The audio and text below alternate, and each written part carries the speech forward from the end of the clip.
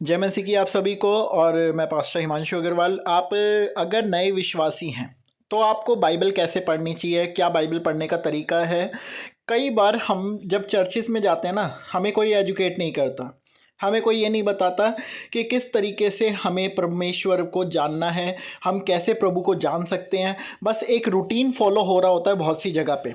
मैं ये नहीं कहता सब जगह पे ऐसा ही है, बहुत सी जगह पे एक रूटीन फॉलो हो रहा होता है कि बस जो चीज़ चल रही है उसी को ही चला रहे हैं, लेकिन नहीं सोचते कि सामने वाले के मानसिकता पे, सामने वाले के जीवन में क्या असर पड़ रहा है। अब नए लोग आते हैं, उनको नहीं पता कि कहाँ पे क्या चीज़ें करनी है, कैसे करनी है। तो वो एकदम से ना, मैं जब अपने जीवन की गवाही देता हूँ, मैं जब परमेश्वर में आया तो मम्मी वगैरह चर्च में जाने लगी थी, एक छोटी सी किताब थी, मैं हमेशा अपनी गवाही देता हूँ हम लोग कैसे मसीह में आए, अग्रवाल फैमिली होकर भी।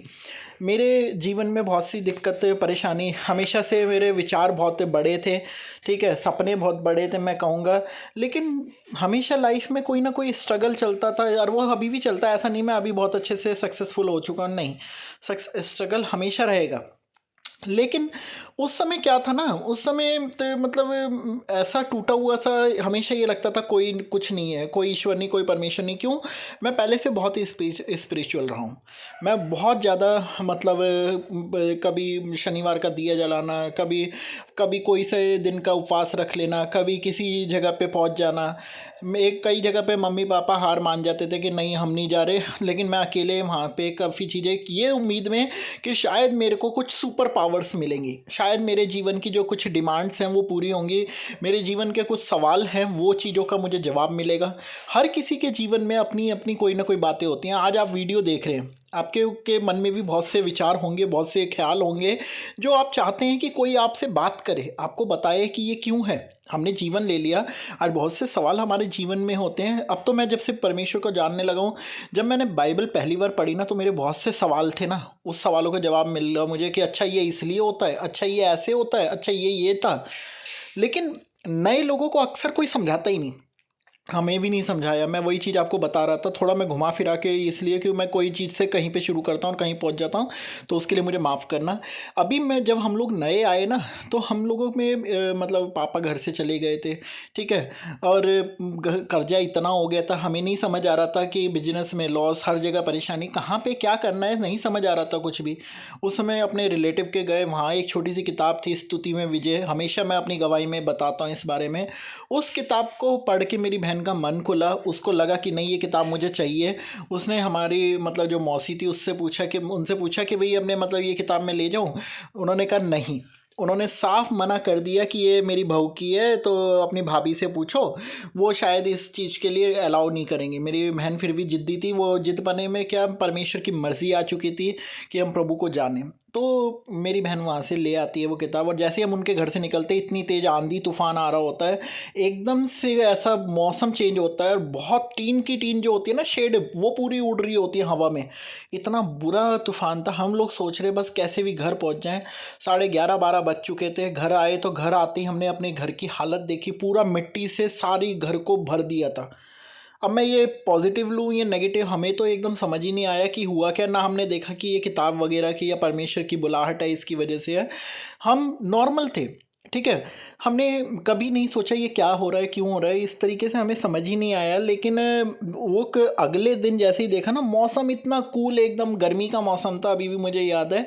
सुबह की इतनी ठंडी हवा चल रही है, और देखो मतलब एकदम से ना बहुत कूल टाइप का, आपको समझ सकते हो गर्मी में जब बारिश के बाद एक हवा चल रही होती ठंडी ठंडी, एकदम ऐसा वो होता है ना, एक मन को खुशी मिली, है ना। हमने उस वक्त कुछ नहीं करा था, ना दुआ करी थी, ना प्रार्थना, ना वचन पढ़ा, कुछ नहीं। मैं तो इस चीज़ों को मान भी नहीं रहा था। तो मेरी बहन और मम्मी ने डिसाइड करा आपस में, जब इनकी बातचीत चली किताब पढ़ने के बाद, उसके पीछे चर्च का नंबर था, तो उन्होंने कहा कि भाई हम लोग चर्च जाएंगे। तब मैंने बल्कि ऑब्जेक्शन करा कि हम मसीह को मानेंगे, हम बनी हैं, अग्रवाल हैं, हम क्यों मानेंगे। पर इसी के बीच में ना, उस समय मैं इतने परेशानी में, इतना स्ट्रगल में था, पूरी फैमिली के हमारी ऐसी थी, कभी आटा है तो घी नहीं, घी है तो आटा नहीं। क्यों? कर्जा भर रहे थे भाई, हम पैसा ले लेके अपने धन संपत्ति बेच बेच के हम सिर्फ कर्जे को उतार रहे थे। और इतना बुरा सिचुएशन था कि कोई मददगार नहीं, कुछ नहीं।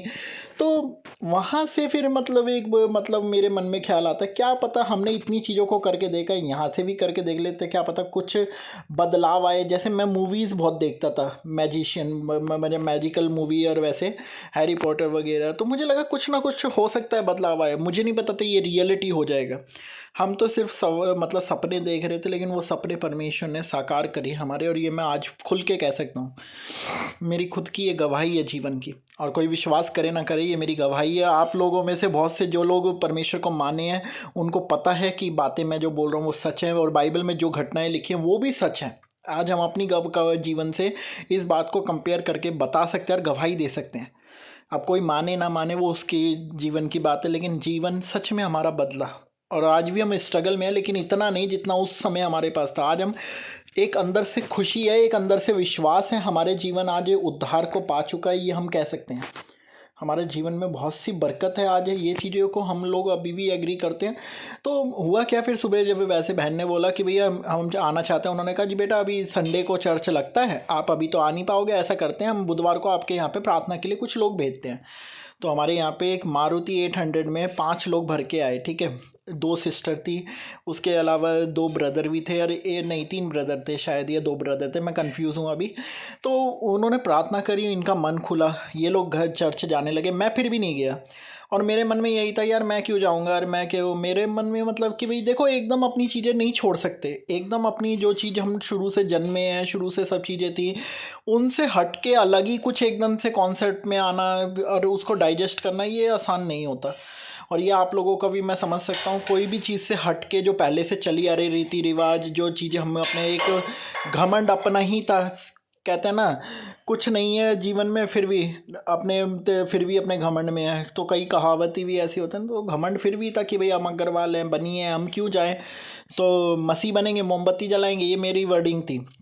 तो क्रिसमस का टाइम भी आने वाला था, और आज तक वगैरह का मैं उस वक्त देख रहा था, उस मतलब मम्मी बेड पे बैठे हुए प्रेस कर रही थी, उस वक्त बेड पे ही प्रेस करती थी वो कपड़ा बिछा के, और मैं साइड में बैठा हुआ अपने आज तक की डेकोरेशन वगैरह जो दिखाते रहते थे जगह जगह एंकर जाके कि देखो ये क्रिसमस की यहाँ पे डेकोरेशन है, ये ट्री है, यहाँ पे ये हो रहा है। पहले बहुत तरीके की ये चलते थे, न्यूज़ चैनल इस चीज़ों को कवर करते थे, फेस्टिवल वगैरह को, ये आपको भी पता है।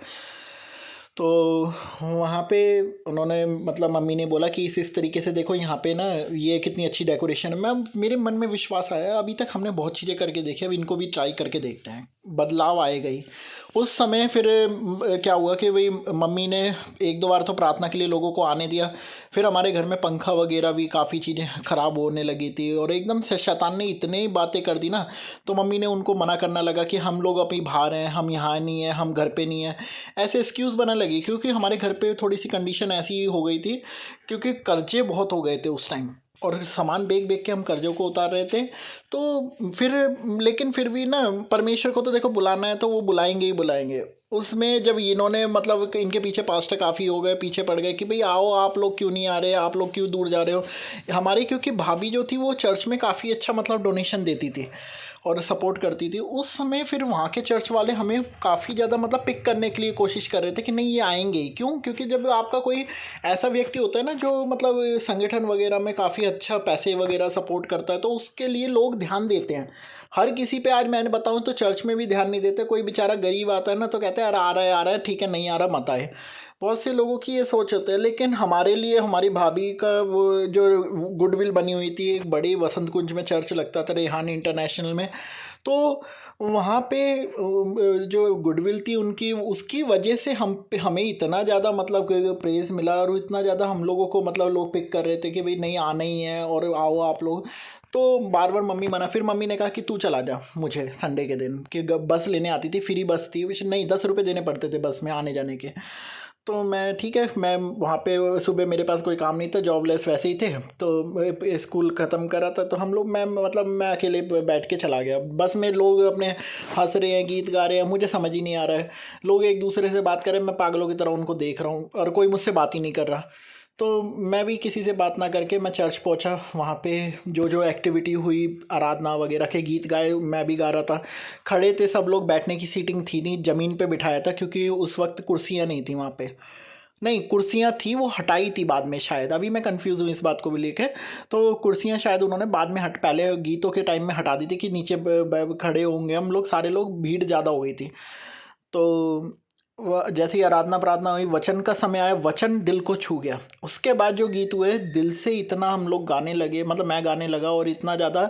फिर डोनेशन का टाइम आया, उस वक्त मेरी जेब में कुछ भी नहीं था, तो मैं वहाँ से बचता हुआ घूम रहा था कि मैं मुझे कैसे करूँ, क्योंकि लोगों के सामने ना, वो एक तो सब कोट पैंट वाले लोग, पढ़े लिखे, अब उनके बीच में थोड़ा सा गिल्टी फील होता है। आप लोग देखते होंगे कई बार अपने कपड़ों को लेके यार, वैसे तो वो कंडीशन। फिर उस टाइम नॉलेज ऐसी हो गई थी, बिल्कुल जीरो। ऐसा लगता था हम पढ़े लिखे हैं ही नहीं, बिल्कुल मतलब जीरो एकदम से, क्योंकि टेंशन इतनी थी और कोई मदद करने वाला नहीं था। जैसे अब परमेश्वर में तो आने के बाद आत्मा में अगुवाई करता है, परमेश्वर का संभालता है, उस समय कोई नहीं था। तो ठीक है जी, 6 महीने बहुत अच्छा चला। ठीक है, चर्च वर्च भी हमने जाना बंद कर दिया था 6 महीने तक। मतलब मेरे दिन मेरा था, उसके बाद मम्मी वगैरह 1-2 बार गई होगी, उसके बाद नहीं गई। 6-7 महीने हमारा खूब अच्छा प्रॉफिट हुआ, खूब हमारे बिजनेस चल गए, हमने अपने वो अच्छे अच्छे मतलब कमाइयाँ करनी शुरू कर दी। हर चीज़ जहाँ पे हाथ लगा दे वही प्रॉफिट, कर्जे भी उतर रहे हैं, खूब अपने गाड़ी वगैरह सब चीज़ें ले ली हमने। फिर एकदम से सब कुछ होने के बाद धीरे धीरे लॉस में बदलना फिर शुरू हो गया। जो एकदम जैसे अच्छा हुआ था फिल्मों में दिखाते ना, एकदम श्राप टाइप का दिखने लगा। फिर हम लोग अपने फिर भी सामान बेच बेच के फिर वही दिन आ गए जो पहले हम लोग थे।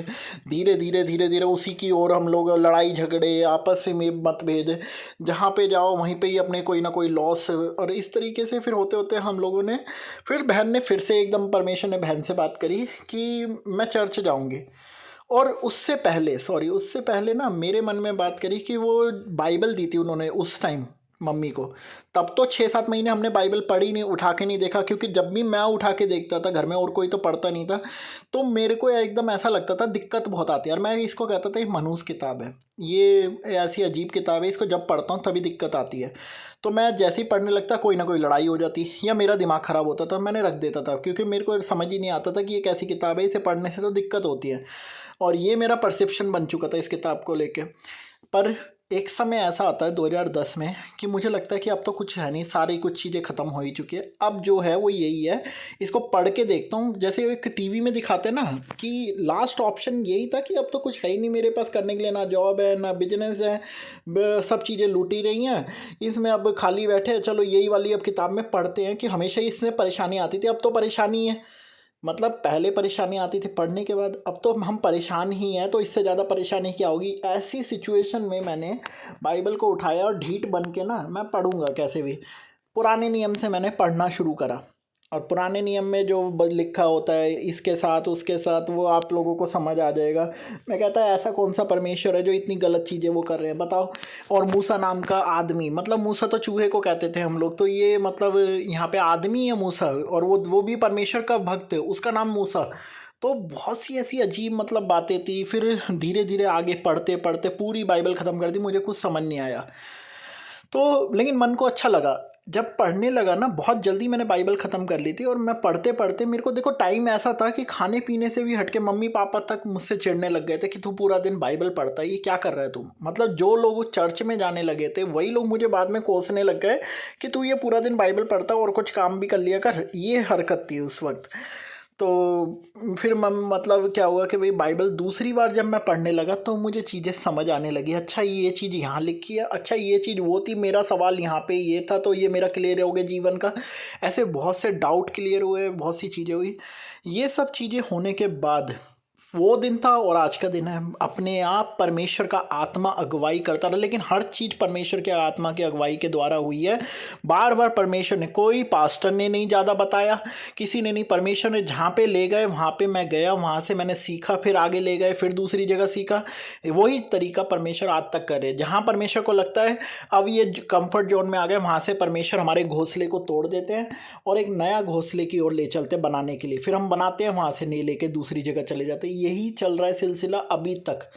अब कहाँ तक चलेगा ये परमेश्वर जानते हैं। लेकिन इस कहानी से, इस गवाही से मैं बताना ये चाहता हूँ, बाइबल मुझे कोई पढ़ाने वाला नहीं था परमेश्वर के आत्मा के अलावा।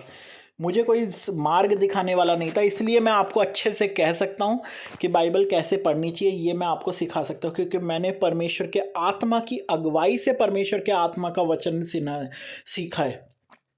ये किसी पास्टर ने नहीं बताया था, ये मुझे घर बैठ के परमेश्वर के आत्मा ने कहा ऐसे पढ़ना है, वैसे पढ़ना है, यहाँ ये है। तभी आज बाइबल में से कोई कहीं से भी सवाल पूछे, कुछ भी हो, इतना बड़ा ज्ञानी नहीं हूँ मैं ये बोलूँ कि सब चीज़ें पता है, लेकिन हाँ मैक्सिमम चीज़ें मैं बहुत पहले से, क्यों 2010 में 3 बार पूरी बाइबल ख़त्म कर ली थी, और आज एक तो 2024 से 25 हो चुका है, कितनी बार मैं बाइबल अब कंप्लीटली पढ़ चुका हूँ, कितनी बार नया नियम, कितनी बार भजन संहिता ही खाली, बहुत तरीके की चीज़ें, अब तो मुझे गिनती भी नहीं पता। अनलिमिटेड, मतलब सच में परमेश्वर का आत्मा मेरे बीच में है, मुझे नहीं पता कितनी बार अब मेरे साथ ये चीज़ें हो चुकी हैं, कितनी बार मैं पढ़ चुका हूँ, ये तो बहुत गिनती से बाहर है। क्योंकि मुझे बाइबल पढ़ना अच्छा लगता है, परमेश्वर को मैं फील करता हूँ जब मैं बाइबल पढ़ता हूँ। तो कैसे पढ़नी चाहिए बाइबल, ये हमारा आज का टॉपिक था। अब हम शुरू करते हैं इस टॉपिक को, क्योंकि अभी तक तो मैंने जो ये बताई गवाही थी मेरी। अब इस गवाही के आगे मैं आपको बताना चाहता हूँ, जब भी पढ़ो तो देखो ये किताबें खुल गई, ठीक है। 66 किताबों का एक समूह है जिसको बोलते हैं बाइबल, जिसमें से 66 किताबों में से यहाँ पे देखो 37 किताबें तो हैं पुराने नियम की। पुराना नियम क्या है, यीशु मसीह से आने का पहले, और 27 किताबें हैं यहाँ से मती की किताब। ये लाइन भी खींची हुई है, देखो मैं अभी आपको दिखाता हूँ, एक मिनट। देखो ये रही, ये मती की किताब से, ये मती के चैप्टर है, खुल गए, ठीक है, ये जल्दी खुल रहे हैं, मैं इसमें हाथ लगा रहा हूँ ना। ये मती की किताब, ये नए नियम की किताबें हैं। एक एक चैप्टर में देखो, एक एक किताबों में कितने चैप्टर हैं, फिर इसके अंदर अगर एक को करोगे तो वर्से हैं इसके अंदर, वर्सेस। तो ये आपको पढ़ने में बहुत इजी लगेगा जब आप पढ़ना सीख जाओगे। मैथ्यू, मरकुस, ये एक चैप्टर के नाम है, एक चैप्टर के, वो एक किताब के अंदर किताबों के नाम हैं, एक किताब के अंदर इतने चैप्टर अलग अलग तरीके के, फिर एक चैप्टर के अंदर वर्सेस हैं, ठीक है। तो बहुत इजी है बाइबल पढ़ना, कोई ज़्यादा मुश्किल नहीं है, लेकिन मुश्किल उन लोगों के लिए जो समय नहीं देना चाहते। अब ये पुराने नियम में है, फिर हम और इसके ऊपर पूरा विस्तार से और कभी पढ़ेंगे, क्योंकि आज समय कुछ ज़्यादा ही हो चुका है, 12 बजने वाले रात के। मैं अभी आपको इस टाइम ये वीडियो बना रहा हूँ और बता रहा हूँ, क्योंकि मेरे मन में अगुवाई आई कि मैं आपसे बात करूं। तो सबसे बड़ी बात तो यही है कि भाई बाइबल आप नए नियम से पढ़ो, मती की किताब से, यीशु के जन्म से। वंशावली लिखी है, उससे आपको मतलब ही नहीं है, अभी वंशावली को स्किप कर देना। 1 के 18, ठीक है, एक अध्याय, मती की किताब 1 अध्याय, उसके 18वें पद से पढ़ना शुरू करना। देखो दिखा देता हूँ, हर किसी को मैं यही सिखाता हूँ। 1 अध्याय खुल गया, मैथ्यू, इंग्लिश में मैथ्यू, हिंदी में मती, ठीक है। यहाँ पे हिंदी का नीचे तो आ रहा है पर ऊपर नाम में इंग्लिश ही है। तो यहाँ पे हम जाएंगे, देखो 18वां पद ये रहा। उससे पहले तो वंशावली लिखी है, अब यीशु का जन्म इस प्रकार से हुआ, यहाँ पे ये चीज़ लिखी है, आपको यहाँ से पढ़ना है। जब आप यहाँ से पढ़ोगे तो कल, आज मैंने यहाँ से लेकर यहाँ तक पढ़ा है, तो यहीं, अब वहाँ से नहीं शुरू करूँगा, अब मैं यहाँ से शुरू करूँगा कल, ठीक है। बुक मार्क यहाँ पे लगा लूँगा आज। बुक मार्क भी, ये ऑनलाइन बाइबल है तो यहाँ पे देखो बुक मार्क का इजी ऑप्शन है, आप बुक मार्क लगा सकते हो, नोट लगा सकते हो, हाईलाइट कर सकते हो, सब चीज़ें अवेलेबल है। फिजिकल बाइबल भी है हमारे पास, वो भी हम रखते हैं, बुक मार्क वगैरह लगा के, जो कंफर्ट होते हैं उससे पढ़ लेते हैं। कल मैं फिर इससे आगे पढ़ गया, अब यहाँ तक पढ़ लिया मैंने, तो इसे हटा दूंगा, यहाँ से ही पढ़ूंगा फिर। समझ गए ना, मतलब जहाँ से छोड़ा है उससे कंटिन्यू करनी है आगे। पहले 2 बार नए लोग अगर हो, परमेश्वर में नए आए हो, तो मत्ती की किताब 1 के 18 से पढ़ना, पूरी नए नियम को ख़त्म करना, उसके बाद पुराने नियम को सोचना। 2 बार जब नए नियम पूरा पढ़ लो, तब आप बाइबल को बहुत अच्छे से समझ पाओगे, बाइबल में क्या लिखा है, बाइबल क्यों है, परमेश्वर ने क्या बोला है। पुराने नियम से मेरी तरह शुरू करोगे तो मेरे को तो परमेश्वर के आत्मा ने समझा दिया। ये उत्पत्ति की किताब है, जेनेसिस इंग्लिश में बोलते हैं। आदि में परमेश्वर ने आकाश और पृथ्वी की सृष्टि की। पृथ्वी बेडोल और सुनसान पड़ी थी और गहरे जल के ऊपर अंधियारा था, तथा परमेश्वर का आत्मा जल के ऊपर मंडराता था। तब परमेश्वर ने कहा उजियाला हो, तो उजियाला हो गया। और परमेश्वर ने उजियाले को देखा कि अच्छा है, और परमेश्वर ने उजियाले को अंधियारे से अलग किया। ये पूरी जो है ना, ये देखो पूरा, ये जेनेसिस, उत्पत्ति की किताब 1 अध्याय के ये पूरे पद हैं, ये ठीक है। तो ये बहुत आप लोगों के लिए मुश्किल हो जाएगा अगर स्टार्टिंग से ही पढ़ते हो। तो मैं यही आप लोगों से गुजारिश करूँगा कि आप लोग अगर पढ़ रहे हो तो नए नियम से पढ़ना शुरू करना, ठीक है। नए नियम कहाँ पे है मैं फिर बताता हूँ। ये लाइन खींची हुई है मत्ती की किताब, मैथ्यू, ठीक है, 1:18। तब आपको समझ आएगा पूरे कि कहाँ पे क्या चीज़ें हैं और कैसे हैं। और कहीं भी कोई दिक्कत आती है हमारे मोबाइल नंबर लेके हमसे बात करो, हम भी आपको एजुकेट करेंगे कैसे संग आगे बढ़ना है, क्या करना है परमेश्वर में, कैसे कैसे, तो वो सारी चीज़ें हम भी बताएंगे फ्री ऑफ कॉस्ट। परमेश्वर ने बाइबल में लिखा है वचन, तुम्हें सेत में मिला है सेत में आगे दो, फ्री में मिला है तो फ्री में आगे दो। पैसे वगैरह दे के जो ये करते हैं ना, ब्लेसिंग ऑयल, हॉली वाटर, ये सब चीज़ें पैसे का बिजनेस, वो सब गलत है। हम लोग फ्री में लें अगर हमारी क्षमता है। कई लोग कहते हैं जी तेल हम जो बांट रहे हैं उसके पैसे कहाँ से आएंगे तेल के। भैया अगर आपके पास तेल के पैसे नहीं है तो तेल वेल मत बांटो, ठीक है, पर सेल मत करो, क्योंकि चीज़ें बेची नहीं जाती। मसीह की फ़ोटो ये बेच रहे हैं, मसीह के पैम्पलेट बेच रहे हैं, बहुत सी चीज़ें बेच रहे हैं, बिजनेस बना दिया फ्री का। सेत में तुम्हें दिया गया था, सेत में आगे दो। परमेश्वर ने कोई तुम्हें पैसे नहीं लिए थे तुम्हारे से, ठीक है, तुम्हें जीवन दिया, हवा दी, ऑक्सीजन और रोशनी दी, ठीक है, हर तरीके की चीज़ परमेश्वर ने फ्री दी है। मनुष्य स्वार्थी है, लालची है, वो इस तरीके से लालच में बदल जाता है। हमारी सेवकाई बिना परमेश्वर में पैसे के चलती है। परमेश्वर आधे से ज़्यादा काम हमारे ऐसे ही करवा देते हैं। इसका मतलब ये नहीं लोग हमें पैसे नहीं देते हैं, वो अपनी इच्छा से देते हैं, कोई नहीं, परमेश्वर का धन्यवाद। नहीं देते, परमेश्वर का धन्यवाद। हमारा काम पैसे मांगना नहीं है, और ना ही किसी से हम फोर्सफुली ये चीज़ें कह सकते हैं कि हमें पैसे दो, क्योंकि परमेश्वर का राज्य महिमा और सामर्थ्य का है, इस तरीके से पैसे मांगने का नहीं है। इसलिए अगर कभी कोई आपसे पैसे मांगता भी है ना, तो आप उनसे बदतमीजी मत करो। देखो एक जगह बाइबल में लिखा है दाऊद के हाथों में शाऊल को कर दिया था। जब आप लोग जो पुराने हैं वो जानते होंगे, दाऊद के हाथों में एक बार नहीं 2-3 बार शाऊल को कर दिया था। शाऊल पहला राजा था इजराइल का, लेकिन परमेश्वर के वचन से हट गया था, दाऊद को मारने के चक्कर में लग गया था। दाऊद दूसरा राजा हुआ इजराइल के ऊपर। इजराइल का मतलब परमेश्वर की पवित्र प्रजा। और दाऊद ने फिर भी अपने शाऊल पे हाथ नहीं उठाया, क्योंकि परमेश्वर का वो जानता था कि अभिषिक्त जन है, इसलिए दाऊद ने शाऊल पे कभी हाथ नहीं उठाया, ना ही कभी बुरा बोला, क्योंकि दाऊद परमेश्वर के वचन पे चलता था, परमेश्वर की आज्ञा पे चलता था। और यही व्यक्ति उद्धार पाते हैं, छुटकारा पाते हैं। कभी भी परमेश्वर के वचन से बाहर होकर हम कुछ नहीं कर सकते, याद रखना। चलिए ऐसी वीडियोस के लिए आप इस चैनल को लाइक शेयर सब्सक्राइब करें। जय मसीह की। कल शाम को फिर मिलेंगे प्रार्थना दुआ करते हुए। God bless.